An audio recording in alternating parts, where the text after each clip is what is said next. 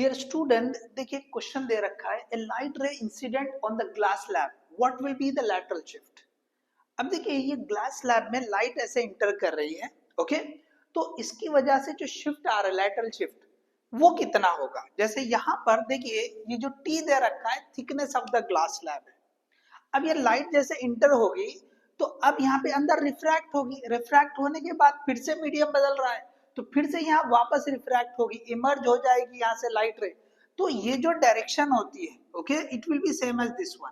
तो ये जो अगर ग्लास स्लैब नहीं होता तो वो सीधा ऐसे चले जाती, लेकिन अब ऐसे जा रही है, तो इनके बीच में जो लैटरल शिफ्ट आया है वो कितना होगा, ये जो है क्वेश्चन में पूछा है। तो सिंपली देखो यहाँ पे ट्रिग्नोमेट्री यूज होने वाली है, ओके, क्या रहेगा। अब देखो ये जो है एंगल ऑफ इंसिडेंट आई मान लिया हमने, ये हमने नॉर्मल ड्रॉ कर दिया, ये सीधे परपेंडिकुलर, ठीक है। अब ये रिफ्रैक्ट हो रही है, रिफ्रैक्शन वाला एंगल है।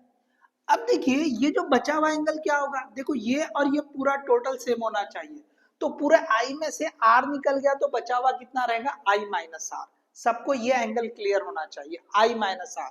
अगर ये क्लियर है तो सिंपल यहाँ पे आप साइन फंक्शन लिख लो, sine of I minus R. तो sine of I minus R, sine function opposite, opposite में आ गया ये डी, डिवाइड बाय ये हाइपोटेनियस। इस हाइपोटेनियस को, इसकी लेंथ को आप क्या कंसीडर कर लो, एल ले लो। ये जो रास्ता है लाइट का, इसको आप क्या कंसीडर कर लो, अज्यूम कर लो एल है। तो हमने ये एल लिख दिया, ठीक है, एल लिख दिया।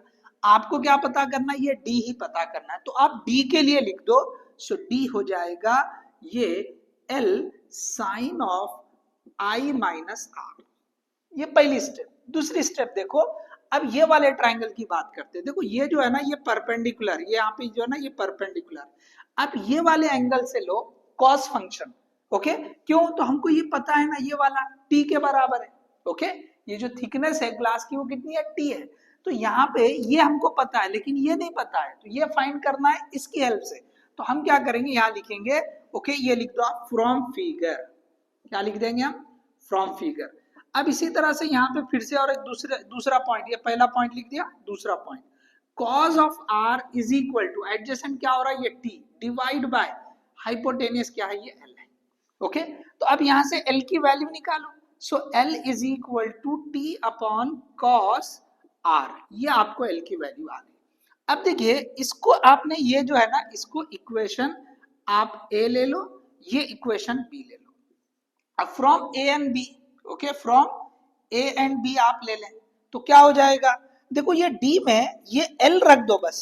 सो therefore this d is equal to, ये l की जगह क्या लिखेंगे, t by cos r into ये यहाँ पे है sine of i minus r।